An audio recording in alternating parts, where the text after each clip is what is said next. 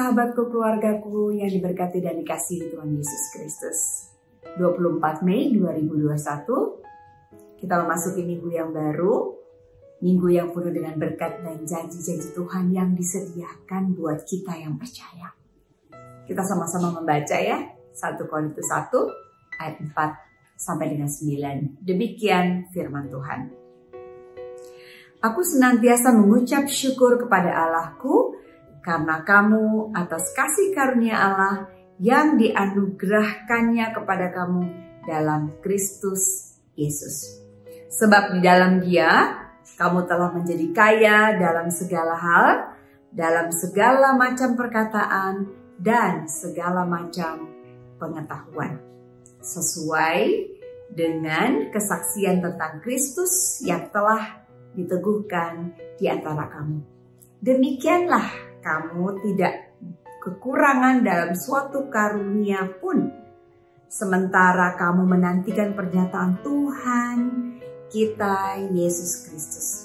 Ia juga akan meneguhkan kamu sampai kepada kesudahannya, sehingga kamu tidak bercacat pada hari Tuhan kita Yesus Kristus. Allah yang memanggil kamu kepada persekutuan dengan anaknya Yesus Kristus Tuhan kita adalah setia. Doa dari Paulus untuk jemaat di Korintus menjadi doa buat kita semuanya, di mana kita terus senantiasa mengucap syukur kepada Allah karena kita sudah diberikan kasih karunia yang begitu besar, yaitu Tuhan Yesus Kristus.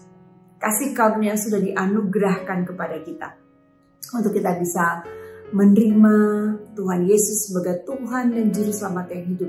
Tuhan Yesus yang sudah menyelamatkan, menebus dosa dan kesalahan kita, sudah mati dan bangkit naik ke surga untuk menyediakan tempat buat kita. Apa yang kita bisa lakukan selama kita masih ada di dunia ini?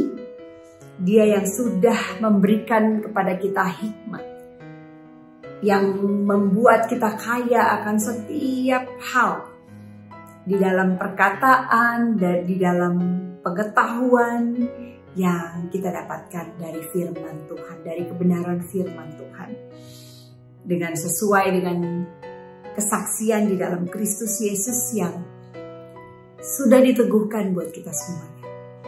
Kita sudah mengenal Dia, kita sudah menerima Dia, dan kita sudah dibaptis di dalam nama Tuhan Yesus, dan kita hidup di dalam setiap peneguhan-peneguhan bahwa kita lah anak-anak yang dikasihi, anak-anak yang dipanggil, dipilih untuk kita boleh memegang janji-janji Tuhan yang disediakan buat kita.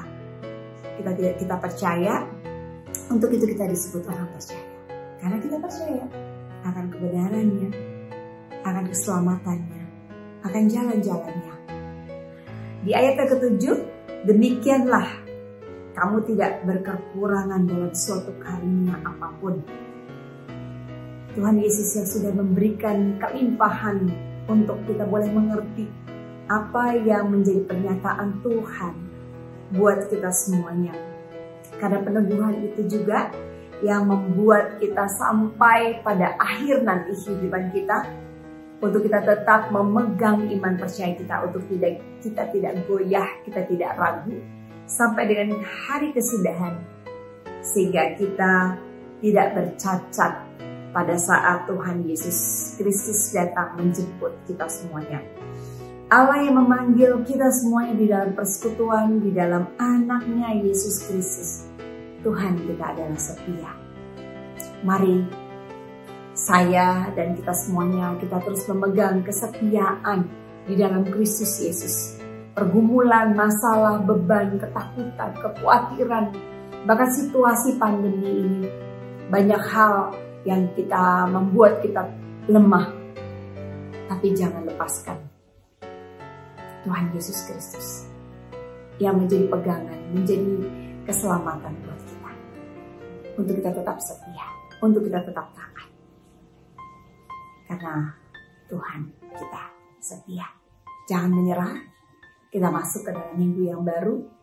Kita percaya keluarga kita diselamatkan. Kita percaya bangsa Indonesia diselamatkan. Kita percaya orang-orang yang ada di sekeliling kita diselamatkan.